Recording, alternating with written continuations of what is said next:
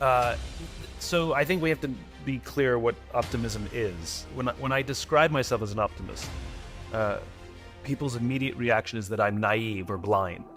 Optimism is neither.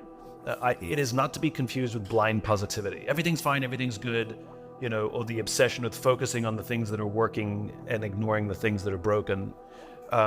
In leadership, this is dangerous.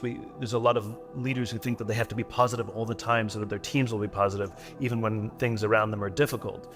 And that actually backfires, to be honest, because when people are struggling and people are finding it hard to be positive in the day, and your leader comes in and is like, everything's great, it actually makes us feel worse because we think there's something wrong with us. Optimism is very realistic. It allows for frustration and sadness. It can allow for sadness, difficulty, but it's the undying belief that the future is bright. So an optimist would say, we are in a dark tunnel. I do not know how long we're going to be in here, and it will be difficult, but I know one thing for sure. If we work together and take care of each other, we will get through this and we will come out of this stronger than we went in. And I still firmly believe that if we work together and we find ways through, that we will come out of this stronger than we went in. And I do believe the future is bright. You have to remember that human animals are social animals.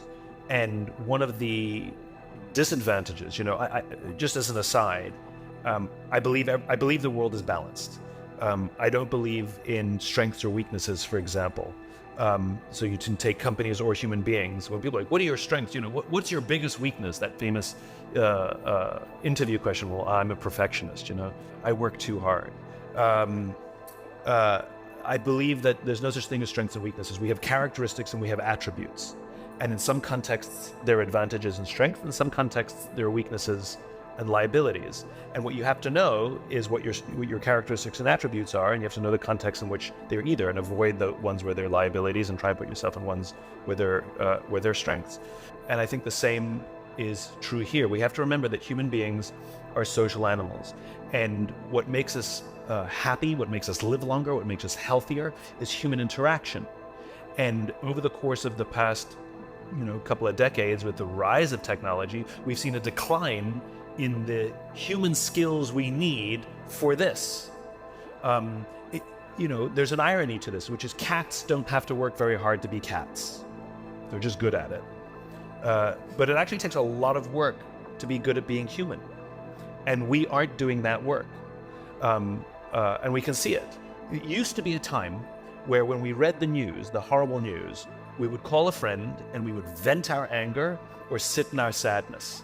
Our friend could hold space for us while we went through this process, right? Now what's happening is we see the news and then we go online and we vent our anger or express our sadness in the open for the world to see, right? And then what's happening is people are reacting to our reactions. The more that you feel that someone has your back, the more that you feel in relationship, the more that you feel your colleagues, your coworkers, your leaders see you as a human being, the more at peace you feel and the more open you are to the more peace you feel that someone will be there for you, and that is what generates optimism. It's the quality of relationships. And for all the benefits of technology, and I love technology, we cannot forget that we are legacy animals living in a modern world, and we have to do the work to foster relationship. And great companies do that. Great companies do that. Again, I'll go back to what I said before. It is neither a good thing nor a bad thing. It depends on what we do with it, how we deploy it, and how responsible we are with it. Can it be a threat to the human condition? Of course. I think we've seen that. I mean, if you saw the movie Her, that's becoming a real thing where people will have relationships with an AI bot. But the problem is that AI bot is having simultaneous relationships with millions of people. So how special are you? But it can make you feel special. We already have words for this. We saw this with Facebook. It's called a parasocial relationship, where you have all of the feelings of like, oh my God, I'm in love, this person cares about me, but on the other side is nothing. If everybody has fake relationships, at some point it's going to collapse. Again, there's a hubris that human beings have, which is we think we're above nature, we forget we're a part of it. And at the end of the day, we only know what we know, and what we don't know is way vaster. And we are pretty junk at making predictions. I mean, let's be honest. All the predictions of what the internet would be. I remember they were saying that the death of bricks and mortar Meanwhile, Amazon's opening stores, and, Rent the Runway, they're opening stores, they have stores, because we're forgetting the very human nature, which is we like gathering and hunting, like we like browsing, we actually enjoy it. Anybody who's in retail knows this. That's why they keep moving things around in the store. Things are never exactly where they used to be. They move them because we like to go looking. People in retail know this. So I think we always forget the humanness of things. And at the end of the day, we crave relationship. We need relationship. I think we have to be careful with trust barometers because they're relative. Just because we don't trust in government doesn't mean we love corporations, right? It's a relative scale. Yeah. All it means is our trust in government and public institutions is so low. We feel good about the business. That I can't believe that corporations are number one. It is ironic so true. that people trust in business more. But I think we have to take it in context. I also think we have to consider how we view companies these days.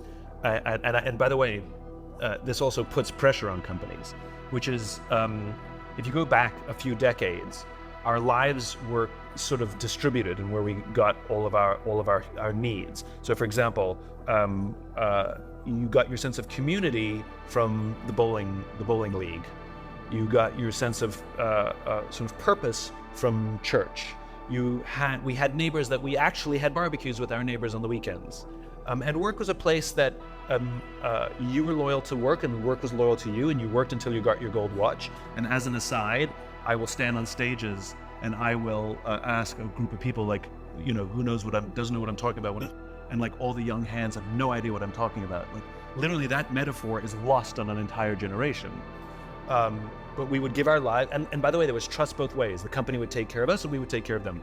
Now, over the course of time, we've seen the bowling leagues disappear. We've seen church attendance decline. And what we're now asking our companies to do, asking our work to do, is we want them to fill the gaps. We need you to now offer me a sense of purpose. We need you to offer me a sense of community. Now we need you to agree with my politics as well. And this massive pressure on companies to fulfill all these human needs, which it's not a good thing or a bad thing, it is a thing. And so companies have to respond. And so I think the fact that people find a lot of those things at work, it probably increases the level of trust. So that's one of the positive sides. I would love to believe that we should trust government more. I guess I'm an idealist. I think, these things are cyclical. I think world events will affect them. After September 11th, we saw public trust skyrocket. So, I don't think it's fixed. I think it'll wax and wane over the course of time. I went back, to the beginning of humankind and anthropology and how we lived, and overlaid the biology of human decision-making and human trust and the anthropological necessities of trust on a corporate environment. And so our need to feel safe, to feel psychological safety in the places we live and work, is a basic biological constant. It hasn't changed and it won't change. So who is already built into the system? Why is that underlying purpose cause of relief? Why you get out of bed in the morning? Why your organization exists? Why should anyone care? How are the values, the actions you take to bring your cause to life? And what are the tangible manifestations of your actions? Your product, for example, your advertising, your public, anything I can see, touch, or feel, even your metrics. And in combination, those things make you who you are. And when one of those things is out of balance, it's like I don't know who you are anymore. So if you're only driven by numbers and you have no sense of purpose, people will lose your identity. I don't know what you stand for, right? But if all you are is purpose and you get nothing done, then same thing, which is it's a hippie commune which advances nothing. And again, I won't know what your purpose is because I can't see you doing anything in the world. So if those three things are aligned, that is who you are. That is exactly what's supposed to happen. I think your point about who does the work is an interesting one, and I would, because that's tangible, like who physically is going to do that task, I think that fits on the outside. So if you go back to your cause and your values, those decisions should run through that filter first. And if AI can help with that filter, then great.